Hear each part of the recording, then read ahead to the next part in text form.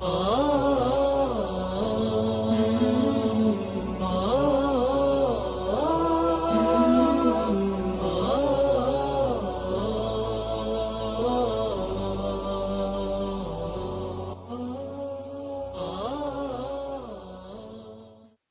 بالله من الشيطان الرجيم.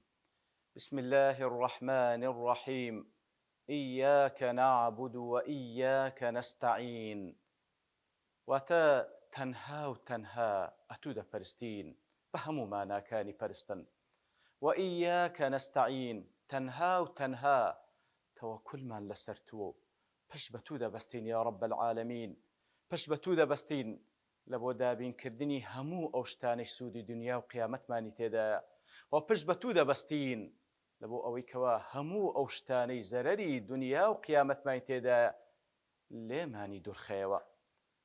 بەڵێ خۆشەویستان، دیارە ئیاکە نەستەعین بەشێکە لە عیبادەت، بەڵام لەبەر چی خوای گەورە بە تایبەتی لە دوای عیبادەت باسی کردیە؟ ئیتر وەکو زانایان دەفەرمون ئەوە تەخسیص بعد عامە، واتە بە عام خوایە هەر ئەتوو دەپەرستین، و بە تایبەتیش خوایە بەشێک لە پەرستن کە بریتێ لە تەوەکل، تەوەکلمان هەر لەسەر تووە. لەبەر ئەوەی وەکو زانایان دەفەرمون ئەو عیبادەتەی کە پێویستە لە بۆ خوا ئەنجامی بدەی، ئەگەر خوا یارمەتیت نەدا سوبحانه وتعالە ناتوانی ئەنجامی بدەی، کەواتە بە حەول و قووەتی خۆت نییە. لێ زانایان دەفەرمون ئیاکە نەعبود تەبەڕاکردنە لە شرک، و ئیاکە نەستەعین تەبەڕاکردنە لە حەول و قووەت. لێ بەڕێزان زۆر گرنگە ئێمە ئەو پەڕی تەوەکولمان لەسەر خوابی لە بۆ ئەنجامدانی عیبادەت. بەڵێ زۆرێک لە ئێمە تەوەکولمان لەسەر خوایە لە بۆ ئەوەی ڕزقی دنیامان لە بۆ دەستەبەر بکە، تەوەکولمان لەسەر خوایە لە بۆ کاروباری دنیامان، بەڵام کەم وایە بە خەیاڵمان دابێت تەوەکولمان لەسەر خوابی سوبحانه وتعالە لەوەی کەوا یارمەتیمان بدا کاری چاک ئەنجام بدەین، تەوەکل لەسەر خوا بکەین لەوەی کەوا یارمەتیمان بدا خۆمان لە گوناه بپارێزین کە بەبێ خوا ناکرێ سوبحانه وتعالە.